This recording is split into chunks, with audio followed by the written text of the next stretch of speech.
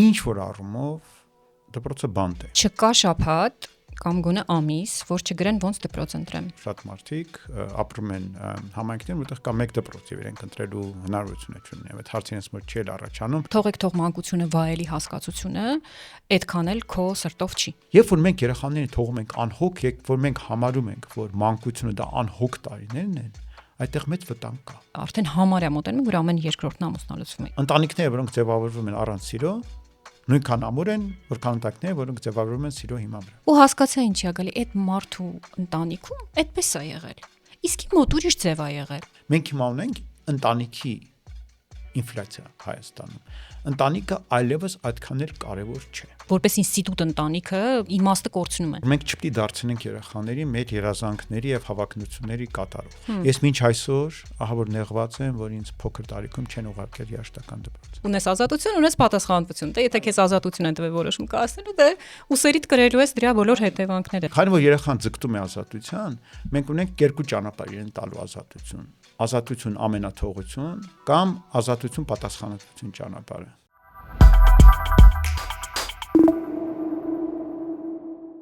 Սիրելի մարդիկ, նախքան կսկսեմ այսօրվա զրույցը իմ շատ հետաքրքիր հյուրի հետ, ուզում եմ ձեզ խնդրել անել մի փոքրիկ ներդրում մեր ոդքասթի մեջ, եւ դա իհարկե YouTube-ի ալիքին բաժանորդագրվելու մասին է։ Եթե դուք բաժանորդագրվեք YouTube-ի ալիքին, մի հատ հավանել դնեք այս վիդեոին եւ իհարկե տակը մի լավ մեկնաբանություն թողնեք, մեզ դրանով շատ օգուտ տված կլինեք։ Ավելին, դա կլինի ձեր կողմից այն փոքրիկ շնորհակալությունը, որ դուք կասեք մեզ, ինձ եւ Spin Ideas Agency-ին, որ այս ամբողջը ձեզ համար անում ենք։ Եվ ունեմ լավ նորություն, այսուհետ մեր տեսանյութերի տակ YouTube-ում մի ընտիր մեկնաբանություն գրելու համար կընտրենք 1 հոգու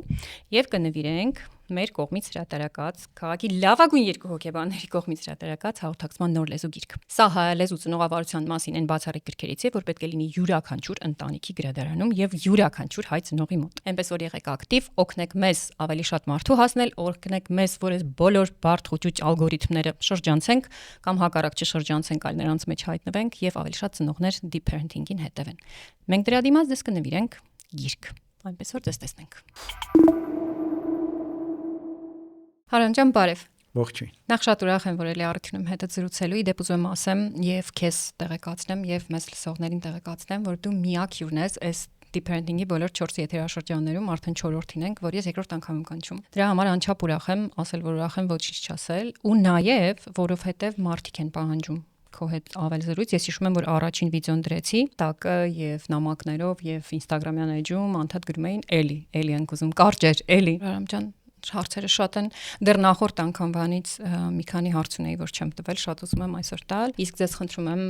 մեզ լսողներին խնդրում եմ, որ եթե չեք տեսել մեր առաջին զրույցը Արամ Փախչյանյանի հետ, անպայման գնաք լսեք։ Ներկայացնեմ քեզ, դա նույնպես ավանդույթ է, Արամ Փախչյանյան, Կրթական հիմնադրամի հոգաբարձների խորհրդի նախագահ եւ Հայաստանի ամերիկյան համալսարանի դասախոս Սոնայի եւ Ալիսայի հայր Արամ։ Ինձ չկա շաբաթ կամ գոնե ամիս, որ չգրեն ոնց դպրոց ընտրեմ։ Ես ունեմ իմ պատասխանները, տալիս եմ, բայց վստահ չեմ, որ իրան քննացած չեն արդեն, որովհետև իրոք կրթության հարցը, ընդհանրապես կրթության ճգնաժամը ամբողջ աշխարհում էլ չասեմ մենակ Հայաստանում կա, դա փաստ է ու ծնողները շատ լարված են այդ թեմայից, երբ երեխան հասնում է 6 տարեկան, մոտենում արդեն տարիքը, լավ, ես ինչ անեմ, ուր տամ այն դպրոցը, որ ինձ մոտ է, որ երեխուն ամեն առավոտ ժամերով չտանեմ ինչ որ հատուկ թույն պուպուշ դպրոց, տամ այն դպրոցը, որը շատ ավելի լավն է, կտա ճիշտ միջավայր, ճիշտ կրթական համակարգ, տամ այն դպրոց, որտեղ կա լավ դասվար, առաջին 4 տարին Առաջի լավ մի մարդ, ով 4 տարի իմ երեխայի հետ ալինելու։ Բա որ տամ է դպրոց, հետո հանեմ, տանեմ ուրիշ միջին դպրոց, որտեվ ամենամեծ ճգնաժամը միջին դպրոցը մա իհարկե։ Հիմա ուզում եմ քեզ երկար լսեմ, ինչպես մարդ ծնող ընտրի դպրոց երեխայի համար։ Շատ բարդ հարցադրում է եւ ասեմ, որ երբ որ ես էի ընտրում դպրոց իմ երեխաների համար, այդ նույն հարցերը ինձ տալիս էի, այն ժամանակ մենք Մոսկվայում էինք ապրում, բայց դրանից հարցերը ավելի թեթև չէին։ Եվ սա արդեն նաեւ կասեմ, որ կախված չէ կրթական համակարգի ընկալվող որակից։ Բոլոր երկրներում, որտեղ ծնողները ունեն հնարավորություն ընտրելու, որտեղ երևի թե մեզ լսող շատ մարդիկ ապրում են համայնքներում, որտեղ կա մեկ դպրոց եւ իրենք ընտրելու հնարավորություն չունեն։ Այդ հարցին ես մոտ չի առաջանում։ Իրենք հավանաբար այս հատվածը ուղղակի կթերթեն առաջ, որտեղ իրենց հետաքրքիր չէ։ Հիմա մնացածները ունեն ընտրություն լավ բան չէ։ Ինչու՞։ Դա հայտնի հակասություն է, որ երբ որ դու ստիպված ես կատարել ընտրություն, որին դու պատրաստ չես քո գիտելիքներով եւ հմտություններով, դա իրականում տանջանք է, դա ընտրություն չէ, եւ միշտ երբ որ դու ընտրում վերջացնում ես, մեջդ մնում է կասկած, արդյոք դու ճիշտ գործեցիր։ Եվ սա վերաբերում է նաեւ դպրոց ընտրելուն։ Եվ ասեմ, որ մարդիկ, որոնք կրթության շատ հեշտ են վերաբերվում, իրենց համար այս ընտրությունը շատ ավելի հեշտ է։ Ինչ նշանակում հեշտ վերաբերել կրթության, իրենց համար թեթև են, չեն խորանում։ Միշտ էլ մարդիկ, ովքեր թեթև են վերաբերվում, որովհետև քիչ գիտելիք ունեն, իրենց համար ամեն ինչ սև ու սպիտակ, իրենց համար շատ པարզ է, կողքի դպրոցը լավագույն դպրոցն է, որովհետև կողքն է գտնվում։ Չափանիշը ընտրվում է օդից եւ ամենահարմար չափանիշն է ընտրվում։ Իրենց համար էլ ամեն ինչ շատ հեշտ է։ Եվ ես ասեմ, որ փաստ չէ, որ այդ երեխաները շատ կտուժ են նման որոշումից, որովհետև ինչ որ հավանականությամբ կլինի բավականին լավ դպրոց, բավականին լավ դասարան եւ ոչ մի մեծ խնդիր չի լինի։ Սակայն եթե դուք ունեք որոշակի նպատակներ կապված ձեր երեխաների հետ եւ ձեզ համար կրթությունը ավելին է, քան ուղղակի դպրոց գնալ դասանել, դուք դրանում տեսնում եք ինչ որ իմաստներ, նպատակներ, դա դառնում է մեծ տվայտանք։ Եվ իմ բոլոր ընկերները, ովքեր ունեն երեխաներ, որոնք այս տարի պիտի գնային դպրոց, ես երևի թե իրենք բոլորը ինձ հիշեցին արդեն, որովհետև շատերը ինձ գրեցին, զանգեցին, խնդրեցին հանդիպում, այդ նույն հարցն էին տալիս։ Հիմա, եթե արդեն մի քիչ ավելի լուրջ վերաբերվենք, փորձենք բաժանել դպրոցները երկու տեսակի՝ պետական դպրոցներ եւ այլ դպրոցներ, որոնց մի մասը կարող է նույնիսկ լինել պետական, օրինակ Սեբաստիացին կամ Շիրակացին մասնակիորեն պետական է, որոնք տարբերվում են, եւ մասնավոր դպրոցները, որոնք տարբերվում են, որովհետեւ կան մասնավոր դպրոցներ, որոնք չեն տարբերվում, ուղղակի մասնավոր։ Հիմա դրանց պարագայում արդեն շատ ավելի լուրջ է դառնում որոշում կայացնելը, որովհետեւ պետական դպրոցում իսկապես միակ խարիսխը, որ կարող եք խելամտորեն գտնել, դա դասվարն է։ Դուք տանում եք երեխային կոնկրետ դասվարի մոտ, սովորաբար։ Կան պետական դպրոցներ, որտեղ կան լավ տնօրեններ, որտեղ արժի սկսել ծանոթություն հենց տնօրենից, եւ այդ դեպքը շատ ավելի լավն է։ Ինչու՞։ Որովհետեւ լավ դասվարը շատ հարցեր լուծում է, բայց բոլոր հարցերի վիճակի չէ լուծել։ Եվ երբ որ մի ինչ-որ հարց դուրս է գալիս իր սահմաններից, որոշումների կայացման, դուք արդեն գործ ունեք ոչ թե այդ դասվարի հետ, այլ համակարգի հետ, ամբողջ դպրոցի հետ, եւ այստեղ սկսում են այն բոլոր խնդիրները, որոնք կարող են լինել, եթե դպրոցի մշակույթը հակասում է ձեր սկզբունքներին, պատկերացումներին, առաջնահերթություններին։ Ասենք, եթե տնօրենը կրթությունից անվերջեռու մարդ է,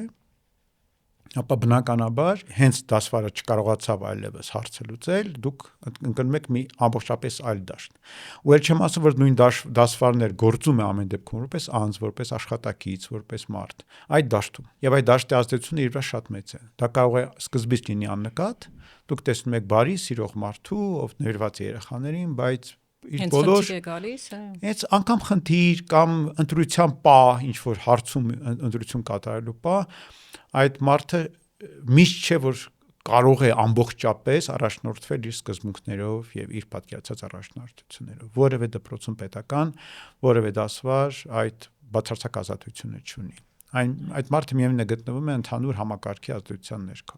Եվ մեկ էլ դուք կարող եք իմանալ, որ ծնողները, ասենք, գումար են հավաքում, որտեղ ինչ որ թանկ նվեր պետք է գնեն, որտեղ այդ դպրոցում այդպես է ընդունված, ու դուք հասկանում եք, որ կոնկրետ դասվարը շատ կարքին առաքինի մարդ է, այդ նվերները իրեն է դուր չեն գալիս, բայց եթե հանկարծ նա սկսի տարբերվել, իր իմանքից մատնացույց կանեն, վաղը մյուսը խնդիր կստեղծեն, որտեղ դու ինչ ես անում, համակարգ ես կոտրում, ուրեմն նա պետք է ենթարկվի եւ այլն։ Ու դուք ընկնում եք այդ պատմությունների մեջ։ Բայց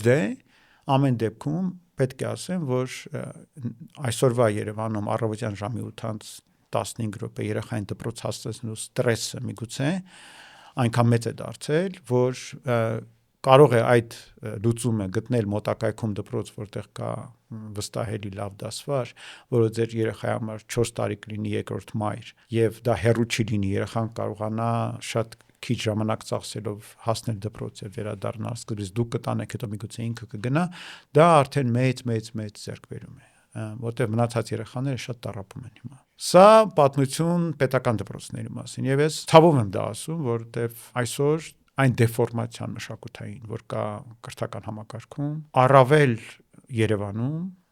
դեռ մյուս քաղաքներում մի քիչ իրավիճակը ավելի բարվոք է շատ հաճախ, ոչ բոլորում, բայց շատերում շատ ավելի բարվոք է, քան Երևանում, շատ մտահոգիչ է այդ դեֆորմացիան։ Շատ բաներ դպրոցներում չեն համապատասխանում մարդկային արժեքներին, մանկավարժության բարոյական սկզբունքներին եւ այլն, կատարվում են եւ իրագործվում են լրիվ այլ նպատակներից ելնելով եւ բոլորը դրա մեջ ներգրաված են եւ բոլորը դրանում ինչ որ շահեր ունեն, հետաքրքրություններ ունեն։ Հիմա այդ պատմությունը երկար կողմ չտանենք, հա։ Եթե դուք որոշել եք մի քիչ ավելի լայն նայել եւ ընտրել դպրոցը ոչ թե դասվար, որ ավելի ճիշտ բան է, մի քիչ ավելի շատ ժամանակ ծախսեք, ապա իմ խորհուրդը շատ պարզ է։ Պետք է ուղղակի այդ դպրոցը, քանի դեռ հիմա դպրոցները աշխատում է, չէ՞, դեռ երեխան դեռ չի գնացել, սեպտեմբերին է։ Գնացեք այդ դպրոցի կողքը նստեք։ Նույնը ես էի ասում։ Եվ նայեք երեխաների դեմքերին, որոնք գալիս են առավոտյան դպրոց։ Այդ դեմքերին ինչ է գրված՝ ոգևորություն, փայլող աչքեր, բան, մեքենայից դուրս է գալի եւ վազում է կամ եթե մեքենայով չի գալի, ուղղակի վազում է դպրոց, որտեղ այնտեղ ընկերներն են, սիրած ուսուցիչներն են, բան, թե այս լարվածությունը, այդ տխուր քնած վիճակը երում ավ երեխային երկար հրել են, որ արթնանա, համոզել են, որ հագնվի,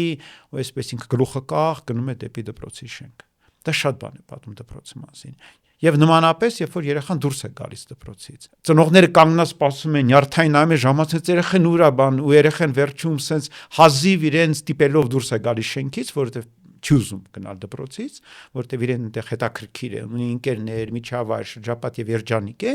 թե երեխան վազելով գալիս է դպրոցից դեպի ծնողներ, գրկում է եւ այսպես կարոտով, որ բրծեցրեք ինձ այս բանտից, ինձ ազատեցին բանտից, տարեք ինձ տուն։ Եվ դա արդեն շատ բան է ասում։ Եվ եւս մի բան կարելի անել, ուղղակի միտեղ բռնացնել տնօրենին եւ հետը զրույց անել։ Ուղղակի զրուցել եւ հարցեր շոշափել, որոնք վերաբերում են ծնողավարության։ Լայն հարցեր, ոչ թե ինչ լայն հարցեր։ Երեխայի հետ կապված խնդիրները, օրինակ երեխաս չէիք ասել, դուք ես գիտեմ, որ շատ լավ մասնագետ եք, չէիք ասի, ասենք երեխաս հիմա սկսել է տարվել հեռախոսով, ինչ անեմ։ Տեսնենք այդ մարդը ինչ կասի։ Եթե ասի ձեռքից վերցրեք ու մի թողեք, այդ մարդու հետ պետք չի գործ ունենալ։ Պետք չի, այդ դպրոց պետք չի տանել, որովհետև եթե մեզ թվում է, որ հետո այդ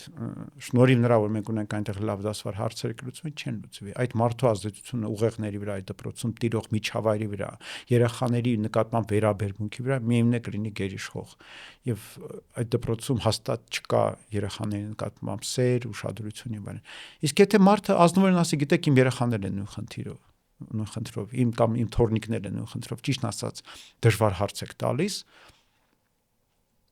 մտածող է։ Արդեն կարելի է այդ մարդու հետ շարունակել հարաբերությունը, մտածող մարդ։ Որտեղ այդ հարցին իրականում պարզ պատասխան չկա,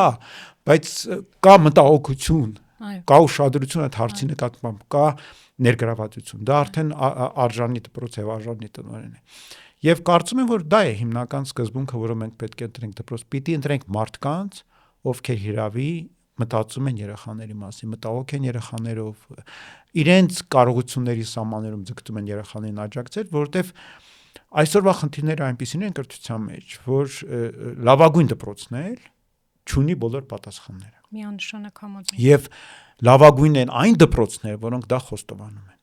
Այո, որոնք փնտրում են, արա։ Այո, որոնք փնտրում են։ Անվերջ փնտրում են։ Այո, որոնք փնտրում են լուծումներ, որովհետև միայն այդ ճանապարհին դու կարող ես գտնել այդ լուծումները։ Դու կարող ես գտնել լուծում ինչ անել արհեստական բանականությանին, ինչ անել այս փաստացի ամբողջ աշխարհում քաոսում պայմաններում ինչպես գործել երեխային դեպի այդ աշխարհ ինչպես ուղղորդել, ինչպես համոզվածն է, որ նա կարող է գտնել ճանապարհ իր համար եւ այլն։ Այո, միանշանակ համաձայն եմ։ Spin Ideas Agency-ն հենց այն վայրն է, որտեղ մենք ոդքասթը շարունակեցին եւ հենց այն վայրն է, որը հյուրընկալեց մեր ոդքասթին եւ տվեց նրան երկրորդ կյանքի իրավունք։ Spin Ideas Agency-ն Հայաստանում ամենամեծ տեսանյութեր արտադրելու եւ վիդեոկոնտենտ ստեղծելու այսօր փաստացի կառույցն է, ունի 10-ից ավելի ստուդիա, ընտիր թիմ, ամբողջական տեխնիկա եւ ամեն ինչ, ինչը ձեզ պետք կլինի ստեղծելու համար վիդեոկոնտենտ։ Եղեք ակտիվ, ստեղծեք այդ վիդեոկոնտենտը, ավելին Spin Ideas Agency-ն ունի նաեւ ծառայություն, որտեղ օգնում է ձեզ այդ ամբողջ YouTube մարքեթինգից գլուխ հանել, հատկապես հիմա, երբ Հայաստանում ինչ որ բաներ սկսել են դեպի լավը փոխվել։ Բոլոր մանրամասները կդնենք այս տեսանյութի նկարագրության բաժնում, կարող եք կապվել, խոսել, զանգել, ձեր հարցերը տալ, ավելին գալ, տեսնել, գտնվում են Արաբկիչ թաղամասում, Սունդուկյան փողոցի վրա, եւ դա այդքան էլ հեռու չէ, շատ հարմար է եւ ձեզ եւ ձեր հյուրերին ընդունելու համար։ Ստեղծեք վիդեոկոնտենտ եւ դա արեք Spin Ideas Agency-ի հետ։ անցյալ օրը ես էլի երկար ձայնայիններով փոխանակվում էինք մի շատ լավ մամայի հետ, որ ասում է ուր տանեմ, սա թե սա, ասում է 3-ի միջև պիտի ընտրեմ, 3-ն էլ մասնավոր էին իհարկե, ու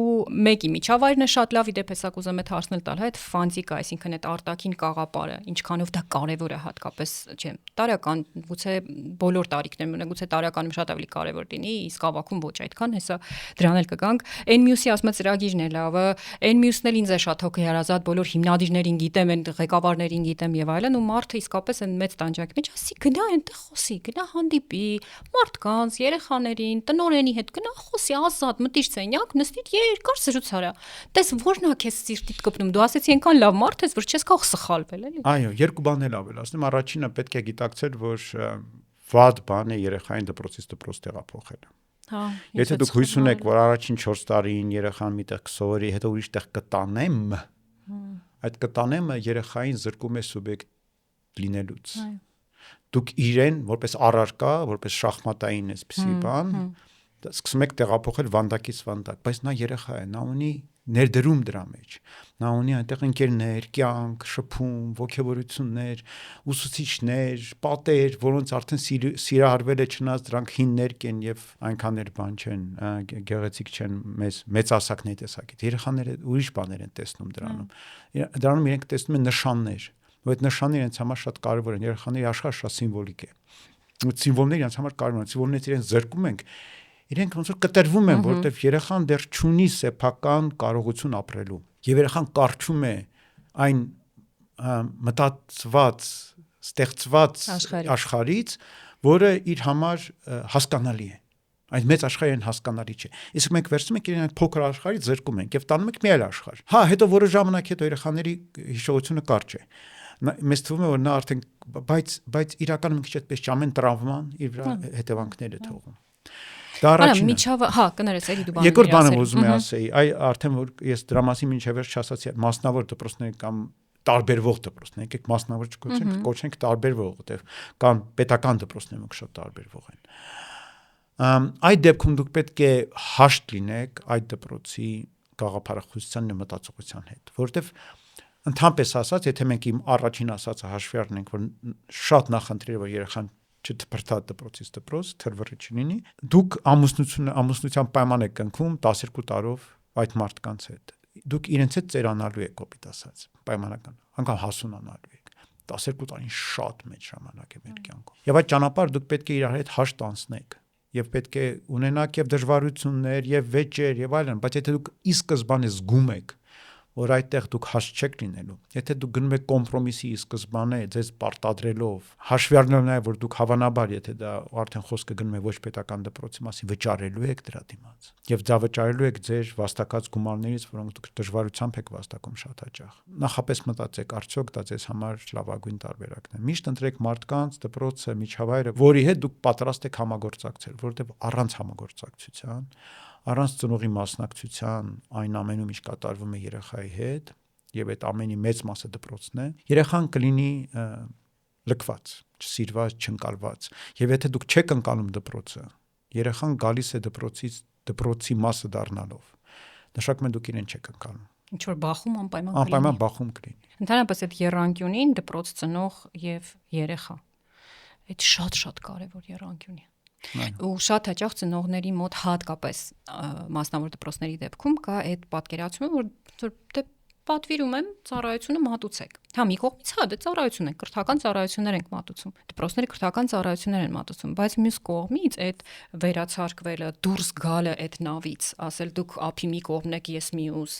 այս երեխայից տենց քաշքշելը ափից ափ, հա, ես մի բան եմ ուզում, դպրոցը այլ բան, ու այո, լինում են կոնֆլիկտներ, այո, կլինեն դժվարություններ, ու դա այնքան բնակ, դա այնքան լավ է, իրականում այնքան լավ է, որ կան խնդիրներ ու պետքա միասին նստել, խելքի տալ ու ինչ որ լավագույն կոմպրոմիսը գտնել հանուն երեխայի լավագույն շահի, բայց այդ եռանկյունին կամ այդ նույն նավի մեջ լինելը, նույն ափին լինելը, նույն հոսքով գնալը, դա ուղղակի անխուսափելի է։ Ոնց որ ամուսնության մեջ ու մենք չենք, չգիտենք ինչա լինելու, ամուսնանում ենք ու շատ հաճախ վեճերել են լինում, լուրջ կրիզիսներ են լինում, բայց եթե կա նպատակ, դու տակից դուրս ես գալիս։ Մի բան էլ ասեմ դրա հետ կապված, այդ ծառայության մտքի հետ կապված։ Տես, երբ որ մարդը գնում է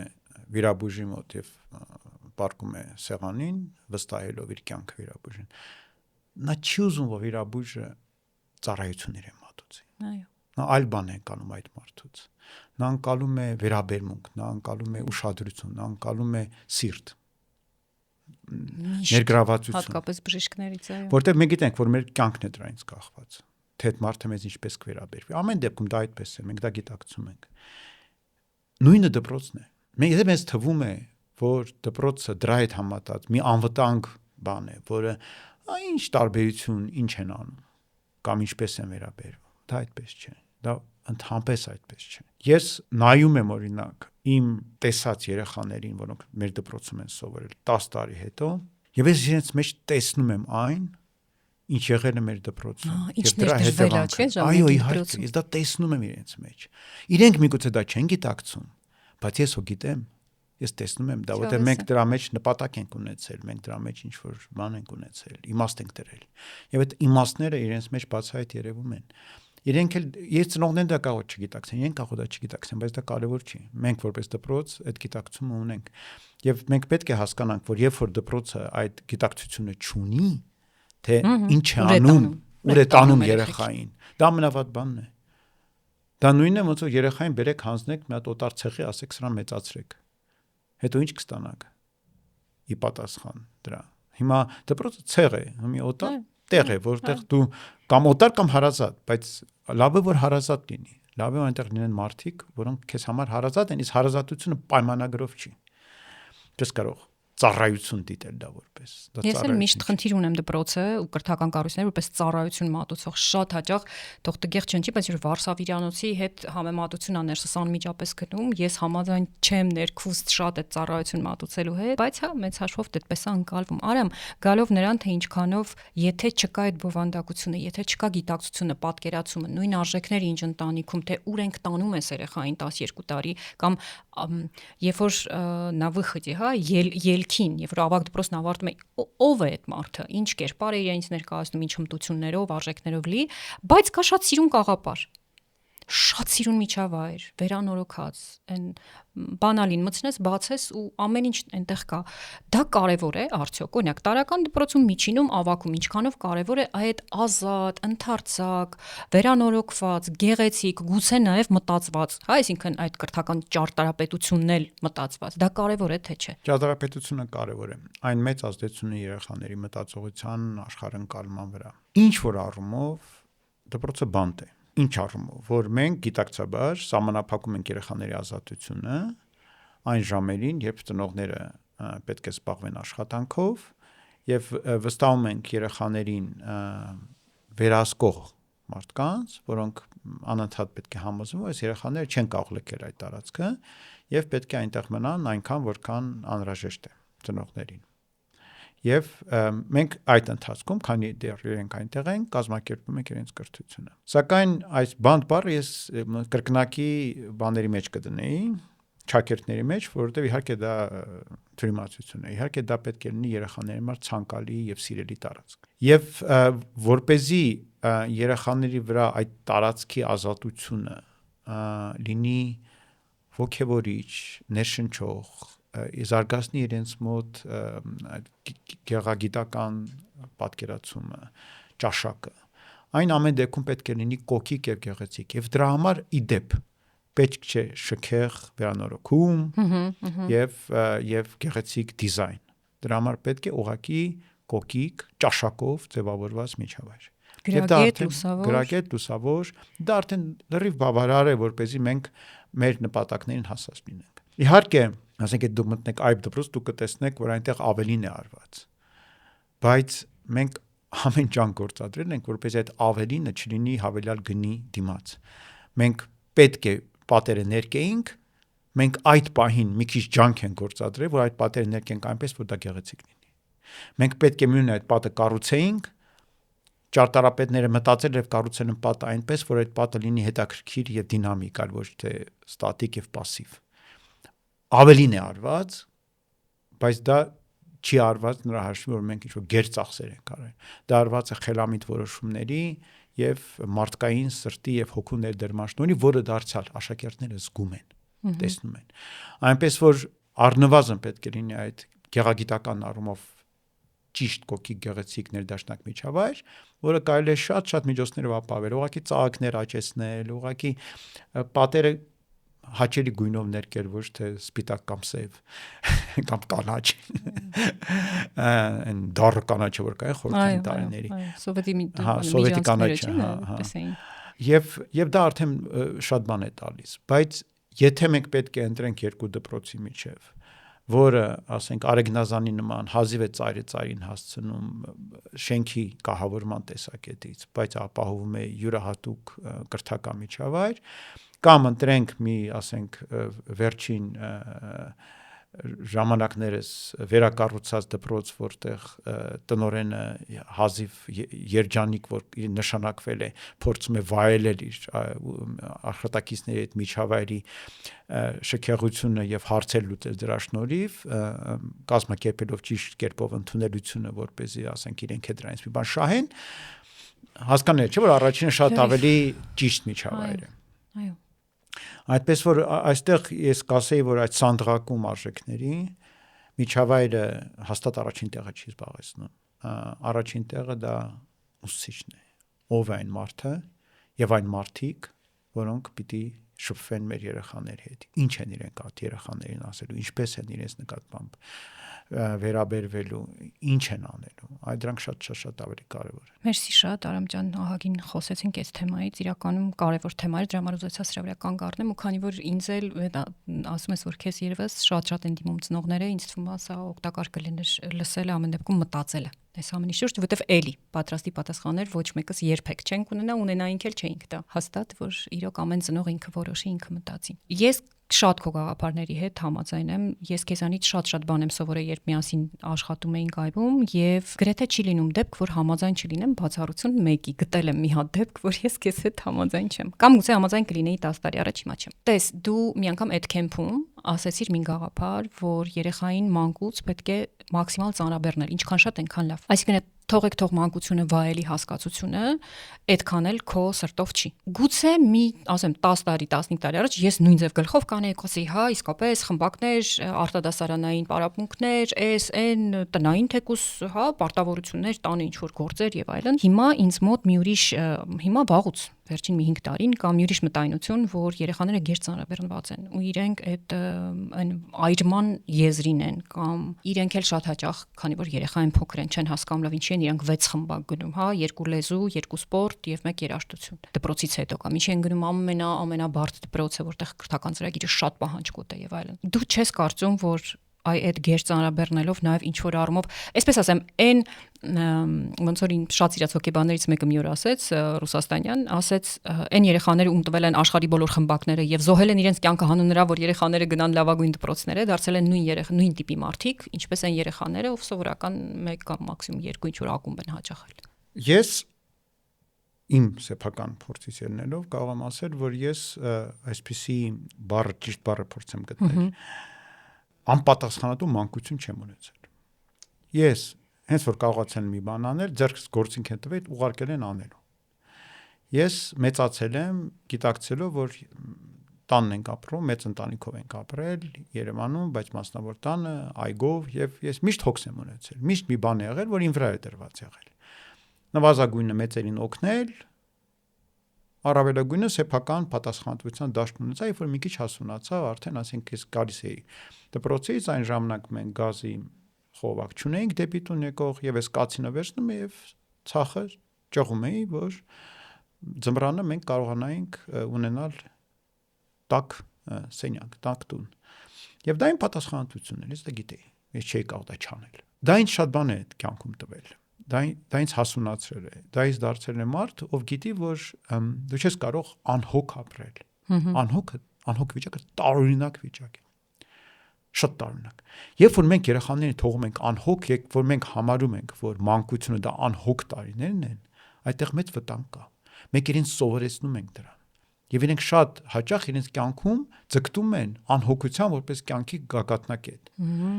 Ես վայելեմ, այդ վայելել բառը ոչինչ չանեմ, փող աշխատեմ, փողը գլծվի գլխիս, ես նստեմ վայելեմ։ Ես այդ մարդկանց վայելող մեկ տեսնում եմ տարբեր իրավիճակներում, փորները գցած, հիվանդ, տկար մտքով, բոլորից ետ ընկած, որովհետև երբ որ դու որոշում ես, որ ժամանակն է վայելելու եւ անհոգության, հետաքրքիր կերպով դառնում է շատ ներվային, նյարդային եւ դժբախտ, որովհետև իրականում որքան ավելի մեծ պատասխանատվություն ես դու ստանձնում, այնքան միգուցե այդ պատասխանատվությունը իրագործելիս քեզ դժվար է, բայց դրա հետ մեկտեղ բոլոր այն մանր խնդիրները, որ մնացածների համար շատ մեծ են, քեզ համար դառնում են ընդհանրապես թեթև ալեկոծում, sense բան։ Անկարևոր մի բան, որովհետև դու շատ ավելի բարդ իրավիճակների ես պատրաստ։ Այդ նույնն է, որ ցոր մարդ, ով, ասենք, կարողանում է սարեր մագլցել, իր համար, ասենք, երբ որ վերելակը չի աշխատում, մի 10 հարկ վազելով բարձրանալ, ընդհանրապես հոգս չէ։ Իսկ իր կողքինը, վայ, վերելակը չի աշխատում, ինչ անեմ, վայ, 10 հարկ ոտքով, վայ, Տեր Աստված, չեմ կարող։ Բայց այդ մարդիկ նույն երեխան են եղել ժամանակին, նույնպես քայլել են, նույնպես վազել են, ոչով չեն տաբերկուսն առողջ են եղել։ Հիմա այդպես սա, որ ձգտել է միայն բազմոցին պարկել է հերոստացուց նայել, որտեղ իրեն անհոգություններ պետք որտեղ է գտնվում, եւ այն մարդը, ով իրեն միշտ մարտահրավերներն է, դեռ որտեղ է գտնվում։ Երբ որ դու քեզ մարտահրավերներ ես նետում, միշտ դու առաջինը զարգանում ես, երկրորդը առողջ ես եւ երրորդը հոգեպես առողջ ես։ Դու չես վախենում։ Քեզ չի անընդհատ հետապնդում այդ ահը, որ ես ոնց անեմ, ասենք մի քիչ տունը ցուրտ տա ու վերջ, դու արդեն մեռնում ես, սառում ես, վայ, այսօր երեկոյան ոչի բան չկեր, այ սովից կսատկեմ։ Այդ վիճակներն է մարդկանց մոտ։ Մենք երեխաներին պիտի փոքրուց սովորեցնենք ստանձնել այնքան պատասխանատվություն եւ պարտավորություն, որքան իրենք ի վիճակի են առանց սեփական հոգեբանական խնդիրներ առաջացնելու իրենց մոտ, առանց գեր ծանրաբեռնելու եւ սթրեսավորելու,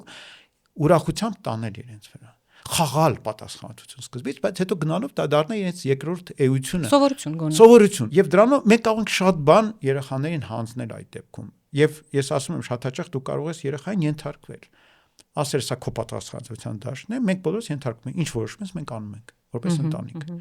ու դա երեխային սովորեցնում է, որ այդ տարիքային տարբերություն երկրորդական է, առաջնայինը պատասխանատվություն։ Ով է պատասխան։ Դա շատ լավ բան է սովորել։ Դա սովորեցնում է, որ նախ ես կարևոր եմ, վաու, ինձ հարցրեցին։ Ես ինչ բան էր, ես հիմա պիտի որոշեմ, ես մարդիկ սառեն երեկոյան, թե չէ, ցախը կոտրեմ, թե չէ։ Այո։ Երկրորդ սովորեցնում է, որ ես ունեմ ազատություն, չէ՞ որ պատասխանատվություն, ազատություն, թևի ամբողջ կյանք ունես ազատություն, ունես պատասխանատվություն։ Դե եթե քեզ ազատություն են տվել որոշում կայացնելու, դե ուսերիդ կրելու ես դրա բոլոր հետևանքները։ Հա, շատ լավ բան է։ Քանի որ երեխան ձգտում է ազատության, մենք ունենք երկու ճանապարհ իրեն տալու ազատություն։ Ազատություն ամենաթողություն, որը վերում է ծխելուն, խմելուն եւ այլն եւ բոլոր վատ հետևանքների։ Կամ ազատություն պատասխանատվություն ճանապարհը, որը ստեղծում է առողջ ընկալում ազատության, որը ստեղծում է առաջ գնալու, առաջնորդելու ցանկություն, որը դարձնում մարդուն սեփական կյանքի առաջնորդ, ընտանիքի առաջնորդ, հասուն շատ այո, դարձնում է հասուն մարդ։ Եվ Հայաստանում ընդհանրապես մեր միջավայրում, մեր ազգի մեջ այդ տահաս մեծահասակների քանակը այնքան մեծ է, որ ես շատ հաճախ մտածում եմ, որ մեր այդ անհոգության ձգտումը մեզ բերում է այդ հանգրվանին, որ մենք ունենում ենք մեծահասակ երեխաներ, որոնք ուղեղով երեխա են, անպատասխանատու, անլուրջ,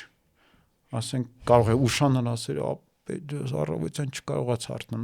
ու այդ մարդը ինչպես ախր դու արդեն 40 տարեկան ես եղբայր ինչ առավոտյան չկարողաց հարթնել ինչպես կարող է այդ բան անգամ պատահել քո կյանքում այլևս բայց արի ուտես պատահում է որովհետև մայրիկը վայ տղա ջան վեր կաց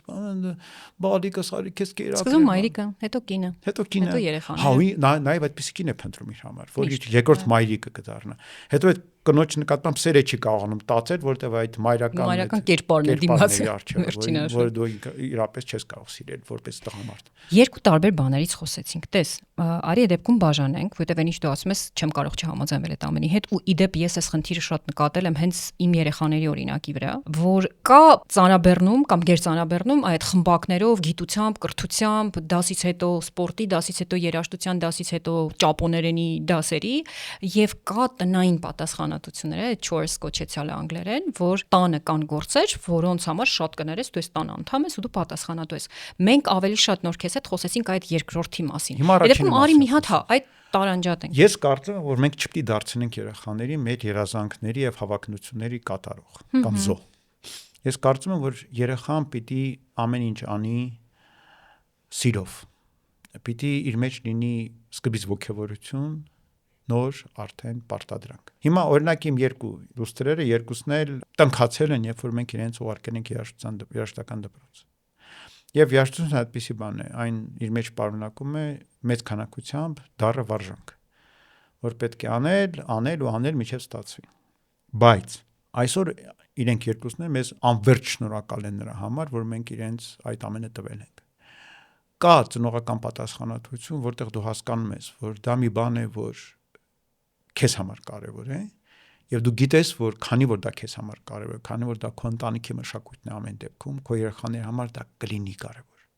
Ես մինչ այսօր ահա որ նեղված եմ, որ ինձ փոքր տարիքում չեն ուղարկել երաժշտական դպրոց։ Մայրիկս վստահեց մի ուսուցչուհու, ով ասաց, որ ես երաժշտական կարողություններ չունեմ, ինձ պետք չէ։ Են ասում են սլուխ չունեմ։ Ռուկա не так поставлено, չէ՞, всё։ Հիմա ես արդեն իմ տարիքում արդեն 1 տարի է հաճախում եմ երգի դասեր եւ սովորում եմ երգել կոմիտաս։ Եվ շուտով պիտի համերգի մասնակցեմ։ Հոյակապ կուզեմ իմանալ։ Այո, ու դա ես հիմա շտկում եմ այն, ինչ ժամանակին այդ ուսուցչի ուղղորդումով իմ մայրիկը չի կարողացել իրագործել։ Պետք չի այդպես վերաբերվել երեխաներին։ Եթե դուք համարում եք, որ ձեր ընտանիքի մշակույթը որոշ բաներ ենթադրում է, երեխան պետք է դառնա այդ մշակույթի մաս, որպեսզի նա դառնա այդ մշակույթի կրողը եւ շարունակողը։ Եթե ձեր ընտանիքի բնական մշակույթն է, որ դուք բոլորդ նվագում եք երաժշտական գործիքներ, ձեր երեկոները լի են երաժշտությամբ, երբ որ ասենք Բախը եւ Մոցարտը եւ Ռախմանինովը ձեր կյանքի մասն են։ Իհարկե երեխան դրա մեջ պետք է թաթախվի։ Իհարկե երեխան շատ իրեն կզգա զրկված այդ ամենից, երբ որ հասունանա, գիտակցի,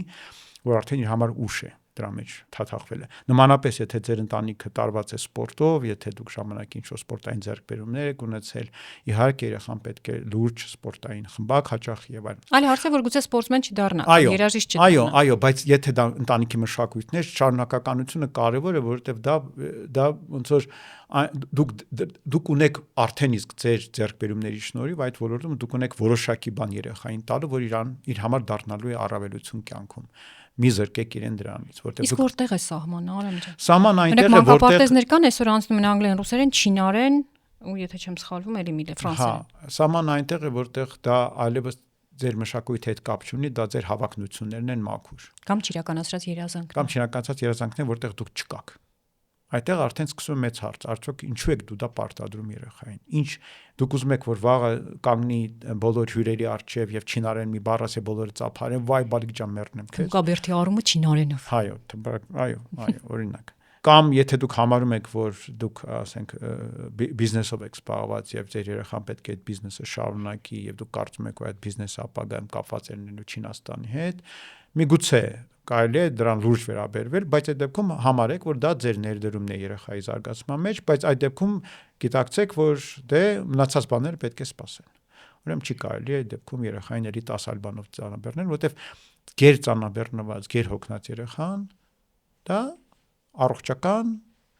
ծանր հետևանքներ կունենա երեխայի համար, դա հոգեբանական հետևանքներ կունենա եւ դա կվերածի ձեր կյանքը անընդհատ մղձավանջի, որտեղ երեխային պետք է ամեն քայլափոխին պարտադրեք, ստիպեք եւ այլն։ Մենք այդ առումով ընտանիքում ես միշտ այսպեսի սկզբունք եմ որդեգրել, որ երբ որ երեխաները ունեցել են որոշակի ոգևորություն, ես այդ ոգևորությանը ամեն գնով աջակցել եմ։ Բան եղել է, որ մենք իրենց պարտադրել ենք, բայց դա եղել է միայն, ասենք, քանի որ կինս երաժշտությամբ զբաղվել է համարյա պրոֆեսիոնալ մակարդակի, մենք դա կարևորել ենք ընտանիքում եւ իրենք գնացել են երաժշտական դպրոց, բայց դա եղել է միակ բանը, որ եղել է արտադպրոցական իրենց համար, բայց եթե երեխան, ասենք, ուզեցել է նկարել եւ ոգևորված եղել դրանով, մենք իրեն տարել ենք նկարչության ուսուցչի մոտ։ Եթե երեխան տարվել է մի այլ բանով, մենք իրեն էլի, ասենք, ավակս ոգևորվեց անգլերենով իրեն դուր էր գալ, լեզուներ էր հորինում, բան եւ այլն, դրանք են անգլիական դպրոց։ Դրանով այդ խնդիրը զգալի մասով լուծվեց։ Դա բայց երեխային պետք է հարցնել, Արամ։ Այս ամբողջի մեջ կա այդ մարդը, թե ինքը փոքր է, ինքը չի հասկանում եւ այլն, մենք ինչ փոխարեն կորոշենք։ Ինձ թվում է երեխային կարելի է ոգևորել եւ արդեն ոչ թե հարցնել, այլ ուղղակի ընդառաջել իր ոգևորությանը։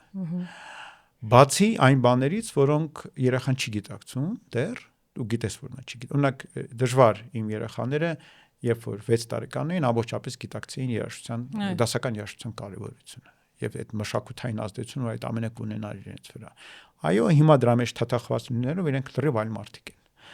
Եվ դա արդեն իմ պատասխանատվությունն է, ես չեմ կարող ասել, երեխան չի ուզեցել, ես չեմ տարել։ Դա այդպես չի աշխատում։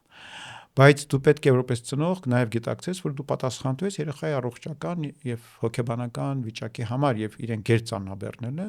մեծ վտանգ է հետ բերում։ Հա, ես դա զգացի ու 4 տարի երաշտական դպրոց տանելուց հետո աղջիկս հանեցի, բայց հիմա հասկանում եմ ինչն է խնդիրը։ Ես իրան տարա 6 տարեկանից։ Եթե կհիշես Սովետի թվին, մենք 7-ից գնում էինք դպրոց, 8-ից երաշտական։ Գնում ենք երաշտական։ Աղջիկս 6 տարեկան, 7 տարեկան, 8 տարեկան, 8 տարեկանում ինքը երաշտականի 3-րդ դասարանում էր։ 9 տարեկանում երաշտականի 4-րդ դասարանում էր եւ ինքը լացում էր, բայց օրինակ սոլֆեջոն հասկացավ 8 տարեկանից։ 8-ը խփեց, այդ երեխան եկավ, ասաց մամ, սա էր սոլֆեջոն։ Էս ինչ լավ առարկա է։ Այնիշ տարապում էր սոլֆեջի վրա, իսկ ես խենթանում եմ, որտեղ իմ ամենասիրած առարկան էր սոլֆեջոն, ես տաննել չէի կարող սպեցը, այսինքն դաշնամուրը կոնկրետ իմ դեպքում է հատուկ մասնագիտականը, ես պաշտում էի սոլֆեջոն եւ չէի կարողանում համակերպել, որ իմ 6 տարեկանը ուսուցչի հետ խոսացի, ասեց, ուրեմն հիշեք, երեխան ծնողներ ջան, գուցե սա այլպես պետք լինի, երեխան մինչեւ 8 տարեկանը նոտայի երևույթը չի ընկալու։ Հետևաբար ինքը չի կարող օրինակ թելադրություն գրել երաշտականից։ Այո։ Մի խոսքով մինչև 4, այդպես մինչև 9 տարեկան ինքը արդեն ջազ էր նվագում, բայց ես կամ պիտի ամեն ինչ թողեի նստեի իր կողքը, որ իրեն դարձնեի ջազ նվագող կամ հանեի այդպես։ Պաուզա վերցրեցինք, հույսով եմ դեռ մի օր հետ կգանք դրան։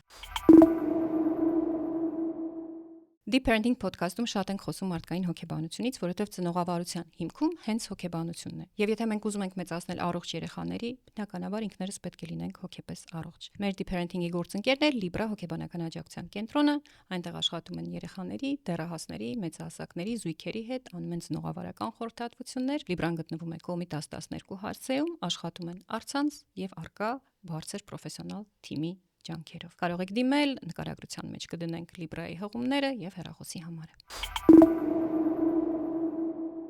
Արամ, ասեցիր նաև Յուլիայի մասին, կնոջդ մասին, ես մի հարց ունեմ, հուսով եմ, որ քեզ կոմֆորտ կլինի այս հարցին պատասխանել, էլի դու ես ասել, որ երբ դու Յուլիան ամուսնացել եք, դուք որոշել եք չբաժանվել։ Այդպես կոնկրետ, գիտակից քննարկել եք եւ որոշել եք երբևէ չամուսնալուծվել։ Ոնց է դա արվում, ոնց է դա աշխատում, ինչ իմաստ ուներ դա, ինչով դա կօգնի զույգերին ամուսնանալուց այդպես պակ տանել, որ մենք չենք ամուսնալուծվելու երբեք։ Դա ուղղակի ի սկզբանե կտրուկ բարձրացնում է այդ քայլի պատասխանատվության զգացողությունը։ Այսօր շատերը ամուսնանում են եւ այն ժամանակ ավելի շատ, հիմա մի քիչ ավելի քիչ, բայց այն ժամանակ շատ ամուսնություններ իրագործվում են սոցիալական ճնշման ներքո։ Դուք ուզում եք իրար հետ լինել, բնականաբար անընդունելի է, որպես դուք ուղղակի իրար հետ լինեք, դա պետք է ինչ-որ ձեւով հասարակության մեջ հաստատված լինի որպես ինչ-որ երևույթ։ Հիմա դա մի քիչ փոխվել է անգամ Հայաստանում, Եվրոպան վաղուց է փոխվել, բայց հիմա արդեն մի քիչ ավելի հանգիստ են ընկալում, երբ որ զույգը ուղղակի բոլորին տեղեկացնում որ իրենք հիմա իրար հետ են ապրում եւ այդ ամուսնություն խոսակցությունները բան թողնում են ավելի ուշ բան։ Բայց դրանում կա մեծ վտանգ։ Եվ այդ վտանգը հենց նրանումն է, որ այդ զուրկ կոչեցյալը փաստացիորեն որևէ պարտավորություն մեկը մյուսի նկատմամբ չի ստանձնում։ Դա համարվում է զուտ մենք դեռ ապրենք։ Դրա հետևանքներից մեկը լինում են այն, որ իրենք երեխա չեն ունենում, իսկ մեր ժամանակներում դա շատ հեշտ է կազմակերպել, բոլոր միջոցները առկա են, եւ դա բերում է նրան, որ անխուսափելիորեն ինչ որ պահին, ելնելով այդ փոքր եւ մեծ վեճերից, անհամաձայնություններից եւ այլն, իրենք որոշում են, որ այլևս չեն ուզում իրար հետ ապրել։ Եվ էլ չեմ ասում, որ կան նաեւ բացի զույգից այլ մարդիկ իրեն շրջապատում, որոնք կարող է մեկի կամ մյուսի վրա աչք դրած լինեն եւ սկսեն ինչ-որ գործողություններ, եւ քանի որ այս զույգը չի ընկալվում որպես ամուսիններ, հետեւաբար դրանում ոչ մի անբարոյական բան, որ մարդիկ չեն տեսնում, եւ դա բերում է նրան, որ մենք ունենում ենք այսպիսի մեկը մյուսի հետևող ընթացքներ, ինչ-որ հարաբերությունների, որոնք ոչ միտեղ չեն տանում։ Ժամանակակից անպատասխան ու տղամարդկանց համար դա իդեալական միջավայր է գրատեման։ Իրենք արոտավայր է, որտեղ իրենք շատ լավ ապրում են։ Կանանց ռեպրոդուկտիվ կյանքը շատ կարճ է։ Եվ մեր արագընթաց ժամանակներում այն շատ արագ է անցնում։ Եվ կինը մեկ 35 տարեկանում հասկանում է, որ եթե մոտակա 1-2 տարվա ընթացքում չգտնի իր համար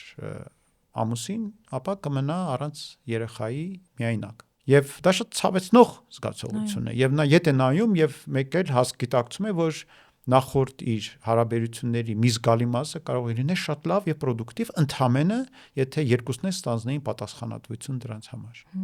Որոշեին, որ սրանք իրական են եւ սրանց հիման վրա մենք կառուցում ենք ընտանիք եւ կարևոր գիտակցել եւ դա փաստացի է, որ ընտանիքները, որոնք ձևավորվում են առանց սիրո,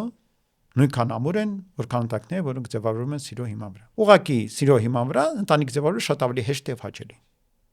Ընդհանրապես դա։ Ընտանիքը դա փոխադարձ պարտավորությունների միջավայր է։ Հիմա եթե դուք ամուսնացել եք, ժամանակին իրար սիրել եք, դուք արդեն ոչ թե սիրահարներ եք, այլ ամուսիններ եք։ Այսինքն ստեղծվում է մի համակարգ, որտեղ երկուսն էլ ստանձնում են որոշակի պատասխանատվություն, գիտակցում են, որ այո, խնդիրներ լինելու են, գիտակցում են, որ միասին կարելի է հաղթահարել, ուղղակի երբ դա սիրով է, շատ ավելի հաճելի է։ Շատ ավելի հաճելի եւ հեշտ է եւ շատ ավելի շատ բանի մասին կարելի է պայմանավորվել շատ ավելի հեշտ, որովհետեւ պետք չէ առևտուր անել, դուք մեկը մյուսին նվիրված եք, ալտրուիստ եք, մեկը մյուսի հետ կապված եք եւ շատ հեշտ քննարկում եք այդ բոլոր հարցերը։ Բայց այդ բոլոր հարցերը պետք է տալ։ Հարցերից մեկն հետեւյալն է. մենք սա քանի տարով ենք անում։ Քանի տարով։ 5, 10, 100 քանի։ Ուղեղը ծրագրավորվող է։ Եվ եթե դու ուղեղիդ չես ասում, որ սա հավերժ է, այն գիտի, որ սա հավերժ չէ։ Եվ քեզ ուղղորդում է քո ենթագիտակցական ընթացքները այնպես, որ իսկապես ամեն ինչը տապալվում եւ քայքայվում է մի օր։ Մենք պետք է գիտակցենք, որ մենք ամբողջապես մեր ենթագիտակցության համար չենք կարող պատասխանատու լինել։ Այո, շատ մեծ է ենթագիտակցությունը, Այն շատ հաճախ մեզան շատ ավելի ուժեղ է եւ միակ ձևը, ինչպես մենք կարող ենք մեր ենթագիտակցությանը հուշել որոշ բաներ, դա նման սկզբունքային որոշումներ կայացնելով է լինում։ Դու քո ենթագիտակցությունն ասում ես, հանգստացի սա հավերժ է։ Ու մեկ էլ ենթագիտակցությունը հանգստանում է։ Ու երբ որ քեզ մոտ վեճ է լինում, դժվար իրավիճակ է լինում, ինչ որ ճգնաժամ է լինում, քո ենթագիտակցությունը ասում է՝ պիտի հաղթահարես, պիտի անցնես սրանով, պիտի մտածես, պիտի քեզ զսպես, պիտի չփախնես, պիտի մեջը մնաս, որտեվ սա է իմ ծրագիրը, իմ ենթագիտակցական, դու ես դրել այս ծրագիրի մեջ, հիմա ես գործում եմ ըստ այդ ծրագրի, վերջ։ Ու դա իսկապես աշխատում է։ Ժամանակին էլի իմ լավ ընկերը Դավիթը, երբ որ մենք ուզում էինք ամուսնանանք, մեզ խորհուրդ տվեց, ասաց՝ մի 2 տարի ապրեք, հետո կորոշեք։ Մենք քննարկեցինք եւ որոշեցինք, որ դա հիմարություն է։ Դավիթը հազագյուտ է հիմարություններ ասում, բայց մի բան հաստատ։ Ես գիտեմ, որ Դավիթի մասն է խոսքը իսկապես հազվադեպել։ Եվ որոշեցինք, որ սա կամ մենք որոշում ենք եւ անում ենք, կամ չենք որոշում։ Սկզբում պետք է որոշենք։ Չնայած մենք երիտասարդ էինք եւ մի քիչ շատ հարցերում մի քիչ թեթևամիտ էինք, բայց այդ որոշումը մենք գիտեինք նաեւ, որ մենք խոստում ենք տալիս մարդկանց, ում նկատմամբ եթե մենք այդ խոստումը չիրագործենք ամբողջապես, մենք իրենց սիրտը կկոտրենք։ Ծնողները, սիրած մարդիկ։ Այո, որտեղ իրական ընտանիքը, ինչու է այն ընտանիք կոչվում։ Այն երկու մարդուց բաղկացած չէ։ Այն նաեւ անգամ երկու մարդ եւ երեխաներից բաղկացած չէ։ Ընտանիքը դառնում է մի մեծ եւ շատ կարեւոր համակարգի մաս, եւ եթե դու այդ մասը կոտրում ես, այդ համակարգն է ճակ տալիս։ Այնտեղ շատ եւ շատ մարդիկ ձեռք են բերում ծանր հիվանդություններ, անցնում են դժվար բաներով, տվայտանքներով, որը կարճացնում է իրենց կյանքը։ Իրենք շատ բանից զրկվում են դրա։ Դա մեծ բան է։ Դու չես կարող դա այդպես թեթև վերաբերվել, այսօր ամուսնանան, վաղը վերանան։ Հիմա դա պատճառն է։ Եվ ես կարծում եմ, որ նաև երբ դու երեխա ես ունենում եւ գիտակցում ես, որ այդ երեխայի համար քո ընտանիքը չի դառնալու քիչ կարևոր, անգամ երբ որ երեխան մեծանա, հասունանա եւ դառնա հասուն մարդ, ես ավելին կասեի, ավելի կարևոր է դա։ Ինչ որ առումներով, որտեվ գիտակցված բան է դա դառնում։ Դու արդեն պիտի հասկանաս, որ դու արդեն ցավ ես պատճառելու այն մարդկանց, որոնց դու անվերապահորեն սիրում ես։ Ու որի համակարգի մի մասն ես դու։ Այո։ Եվ ասեմ, որ երեխաները իրականում իրենց միևնույն է ծնողները իրար սիրում են թե ոչ։ Ինչ որ առումով իրենք չեն ուզում մտնել ծնողների հարաբերություն ներբծությունների մեջ ու չպետք է մտնեն երբևիցե։ Դա մեր ազնային հարաբերություններն են, բայց իրենց համար միևնույն չէ ինչ է կատարվում ընտանիքում։ Իրենց համար միևնույն չէ ծնողների ինչ հարաբերությունն են իրար հետ, երբ որ իրենք շփվում են, իրար հետ են եւ այլն, ինչպես են մեկը մյուսին վերաբերվում։ Եվ իհարկե պետք է ձգտել ամեն գնով սերը պահպանել։ Բայց եթե դուք անգամ տեսնում եք, որ այն երիտասարդ տարիների սերը այսօր չկա, դա նորմալ է։ Դա բացարձակ նորմալ է, որտեվ այն փոխարինվում է այլ տեսակի արժեքներով, այլ տեսակի հարաբերություններով, այլ տեսակի իմաստներով, սովորություններով։ Այո, եւ ամենաամուր ընտանիքը այն ընտանիքն է, որտեղ այնքան իմաստներ են կուտակված, որ այն այլևս այսպես ոչնչացնելու, փոշուն վերածելու համարձակություն անգամ ընտանիքի անդամները երբեք չեն ունենա։ Գիտես ինչ հիշեցի, որ խոսում էինք, դե ամուսնացել եմ, բնականաբար ակտիվը ես եմ, пассивը ամուսինս այդ առումով, բնավորության առումով մեր տանը։ Ամառ տարի վրա մի սովորություն ուներ Արան, չի կարողանում այդ սովորությունը մեջից հանեի, ինձ էլ դահավոր նյարդայնացնում էր։ Հասանք ամուսնության 6-րդ տարին, ասեցի վերջ, ես կամ ինքս ա փոխում ա իր բարքի մեջ, կամ մենք ամուսնալուծվում ենք, ես էլ չեմ դիմանում։ Հետո վերլուծեցի, դե այդ միտքը ինձ շատ էր վախեցնում, վերլուծեցի, հասկացա, ախր ես ամուսնացել եմ ոչ միայն այդ անձի հետ։ Ես ամուսնացել եմ իր ընտանիքի,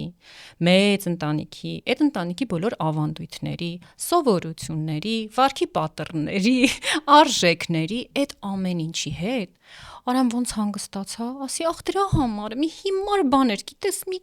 անկարևոր բան, բայց ինձ դա նյարդայնացնում էր։ Ու հասկացա ինչի ա գալի, այդ մարդու ընտանիքում այդպես ա եղել։ Իսկ իմ մոտ ուրիշ ձև ա եղել։ Ոչ այնա լավ ու վատ, ոչ սա է լավ ու վատ, ուղղակի տարբեր ա եղել։ Ու այդ գիտակցությունը, որ ախր ես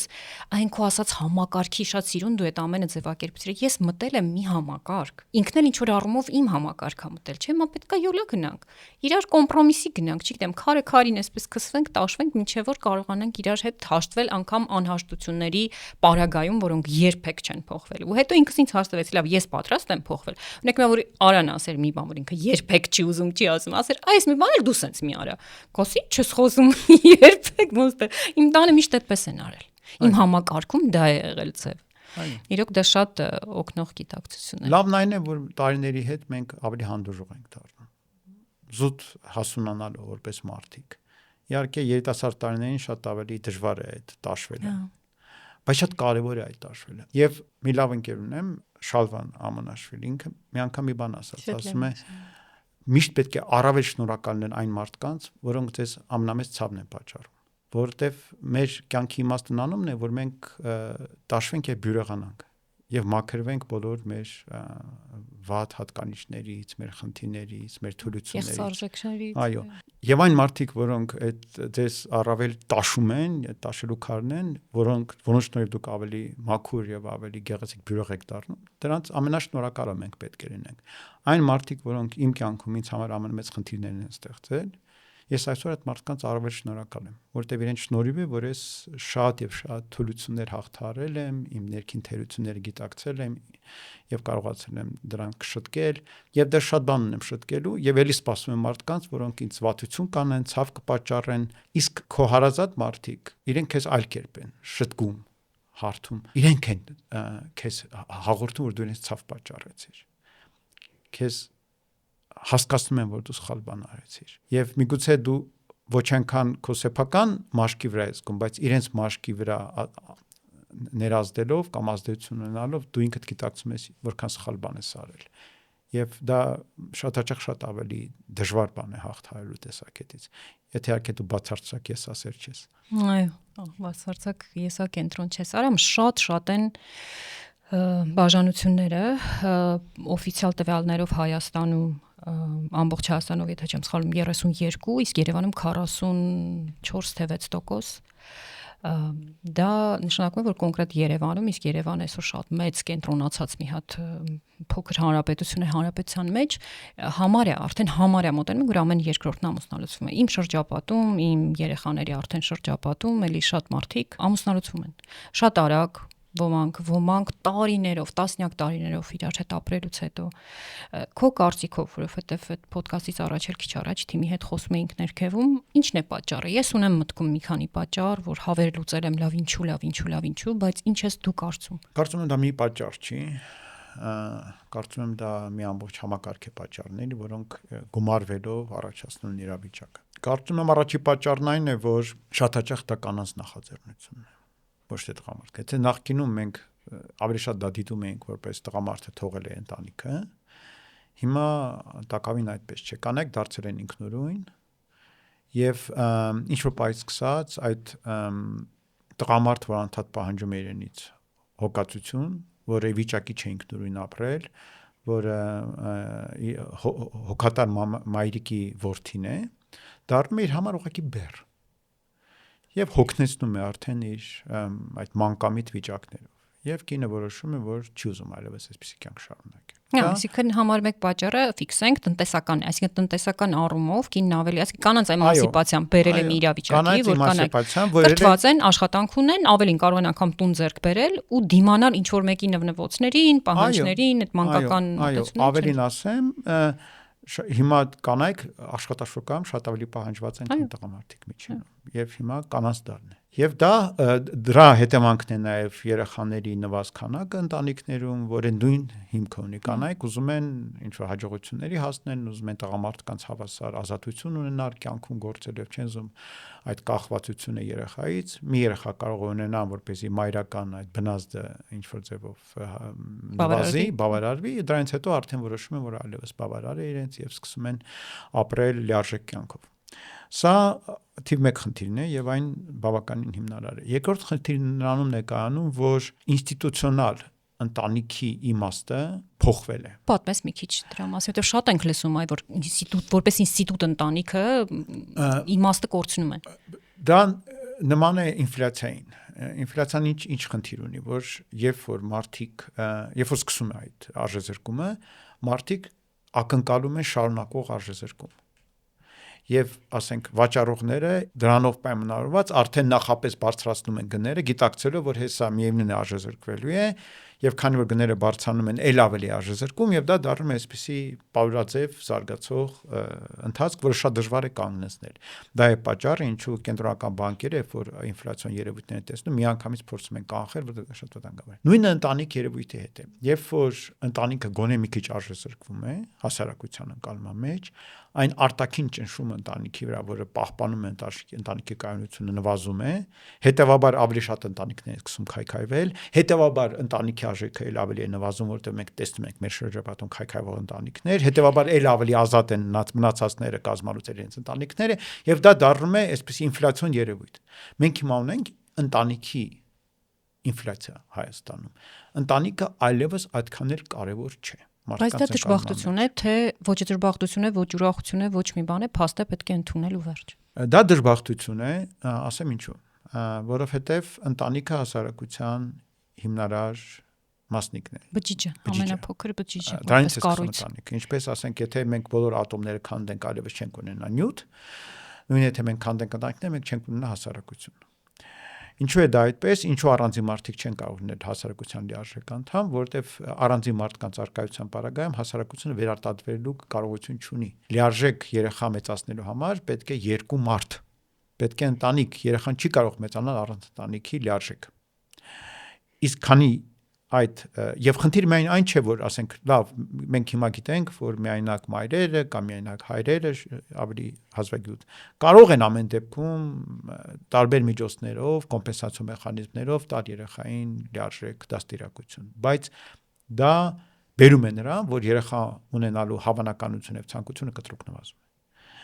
Եվ մենք ունենում ենք նվազող հասարակություն, մենք հիմա այդ փուլում ենք, եւ այն բոլոր հասարակությունները, որտեղ ընտանիք արժեզրկվել է, ունեն այդ նույն խնդիրը։ Դրանք բոլորը նվազող հասարակություններ են։ Եվ հիմա ամբողջ աշխարհն է ընկած այդ հիվանդության մեջ։ Եվ հիմա մարդկությունը գնալով կազմալուծվում է, մենք ունենք նվազող պատմության մեջ առաջին անգամ մարդկային։ Եթե նախկինում մարդկանց քանակի նվազում եղել է արհավիրքների հետևանքով, բանն է եղանակի փոփոխություն, ինչ որ ժայթքումներ, կատակլիզմների։ Այսօր դա առանց որևէ կատակլիզմի մարդածին է։ Եվ դա ամենավտանգավոր բանն է, որովհետև դա հասարակությունների հիվանդություն է դարձել։ Եվ այն բուժելու դեղ մենք դեռ չենք գտել։ Մենք չունենք։ Բայց կարծում եմ, որ հիմնական պատճառը ծնելիության նվազման ընտանիքի արժեզրկումն է, որը էլի ունի այլ պատճառներ իր հիմքում, բայց ինքնստինքյան էլ ինքը կա, առանց պատճառների, որտեվ արժեքները այնպիսի բաներ են, որոնք սովորաբար ունեն որոշակի տնտեսական հիմք, բայց ոչ միայն։ Դրանք նաև ունեն արքետիպային արժեք։ Ասենք, մեր արքետիպի մեջ տղամարդ առանց կնոջ լիարժեք չի եւ կին առանց տղամարդու լիարժեք չի եւ այդ անլիարժեքությունը մարդիկ զգում են իրենց կյանքերը չեն լինում լիարժեք իրենք միևնույն է դժբախտ են իրենց զգում իրենք փնտրում են սեր եւ չեն գտնում որտեւ առանց պարտավորության սեր չի լինում սերը սիրահարվածությունը կարող է լինել բայց հենց պիտի դա վերածվի սիրո դա փոխադարձ մեծ պարտավորություն է ընդհանրում եւ օտար մարդիկ չեն կարող իրար սիրել իսկ իրար սիրել եւ օտար չլինելու մեխանիզմը մարդկությունը վաղուց մտածել է դա կոչվում է ընտանիք եւ դրանից ծնվում են երեխաներ եւ հիմա մենք ունենք հասարակություններ որտեղ չկա սեր ասենք հարավային Կորեայում տղամարդկանց մի զգալի տոկոսը 30-ից ավելի տոկոս գույս են իրենք կյանքում չեն ունեցել հարաբերություն կնոջ հետ սեր չեն զգալ տեսել կնոջից չեն ունեցել մտերմություն ահավոր է այդ մարդիկ չեն ապրում փաստացի իրենց կյանքերը անցնում են դատարկ անիմաստ եւ իրենք բնականաբար եւ չեն ունենում երեխաներ եւ մենք էլ կարող դրան գանք եթե մենք կարծում ենք որ դա մեզանից անվերջ հեռու է ոչ եթե մենք գնանք ընտանիքի կազմալուծման արժեզրկման այս ճանապարհով մենք էլ կգանք այդ հանգրվանին վաղ թե ուշ Ինձ թվում է պետք է ընտանիքի նախարարություն ես անընդհատ մտածում դրա մասին որ այդ դեմոգրաֆիկ կայունությունը շատ անտեսված է չգիտեմ ինձ թվում է պետք է մի հատ նախարարություն լինի խնդիրն այն է որ նախարարությունը հավանաբար էլ ավելի մեծ վնաս կհասցնի չկա լուծում լավ երբ որ դու ունենում ես արժեքի կորուստ չկան պարզ լուծումներ որևէ արժեք եթե նվազում է մարդկանց մեջ հասարակության մեջ այդ արժեքի վերականգնումը շատ դժվար է ես հույս ընդրել եմ նրա վրա որ այն ճգնաժամը որ մարդկությունը ապրում է կվերադարձնի մարդկանց դեպի հոգևոր փնտրտուքներ իսկ հոգևոր փնտրտուքները կբերեն դեպի ինքնաճանաչում եւ այդ ինքնաճանաչումը կվերադարձնի մարդկանց դեպի իրական արժեքներ եւ այդ հավատ իսկ հավատը իրենց պարտադրի պատասխանատվություն կրել ոչ միայն իրենց համար այլ նաեւ ընտանիք կազմել եւ այլն ու դրանից արդեն կառաջանա մի այլ մշակույթ հուսանք ոչ մի բան իզուր չի երևի հիմա ինչ որ ցիկլի այդ ներքևում ենք պետք է ուղղակի այդ ցիկլը բարձրանա մենք վկա դարձանք ուղղակի դրա հուսանք որտեվ հետաքրքիր կերպով մարդկությունը ամեն առանձին մարդ դա կարող է չգիտակցել բայց ինչպես մրջյունները ունեն որոշակի համակարգ որ իրենք չեն գիտակցում այնպես է զարմանալիորեն մարդկությունը ունի ինչ որ ներդրված մեխանիզմներ որ մենք ոչ չեն գիտակցում բայց որոնք աշխատում են ասենք պատերազմներից հետո կանայք երեխաներ են ունենում Դուք տեսեք ինչքան տղաներ են ծնվում 20 թվից հետո 18-ից հետո անգամ 16-ի ապրիլյանից հետո ես սկսեցի դրան ուշադրություն դարձնել ահռելի ծնելիություն այո դա հայտնի փաստ է մենք կարող ենք դա ոնց սուբյեկտիվ զգալ բայց դա իրականում օբյեկտիվ փաստ է դա հայտնի է որ դա այդպես է ուզում ասեմ ինչ որ մեխանիզմներ կան մեզանում որոնք մարդկանց պահպանում են եւ հուսանք որ այդ մեխանիզմները կաշխատեն հա ուղղակի մեր փոքր Հայաստանի դեպքում այնքան ժամանակ չունենք կամ այնքան մեզ չենք կարող թույլ տալ երկար մնալ այս վիճակի մեջ զուտ հենց այդ ծնելիության դե հիմա թույլ տանք չտանք դա է իրականությունը դա է դա եմ ասում լավ ու վատ է այնքան բարդ է քննարկել Արամ ջան շնորհակալ եմ քեզ շատ դեռ ունեմ 3 հարց որ կուզեի քննարկել բայց ժամանակի մեջ փորձենք տեղավորվել ես վստահ եմ որ ելի կխոսենք շատ ուրախ էի որ հանդիպեցինք մենք վաղը քեզ հետ էլի ենք հանդիպելու իդեպ վաղը Արամի հետ մի հատ կոնֆերանսի ենք մասնակցում համաժողովի որտեղ խոսելու ենք հայրերի դերից հուսով եմ որ դրա տեսանյութերն էլ կլինի կկարողանանք թողնել նաև այս ոդքասթի ներքևում տեսնենք ինչ է ստացվում վաղվա զրույցից շնորհակալ եմ քեզ նորից որ եկար շնորհակալ եմ հրավերի համար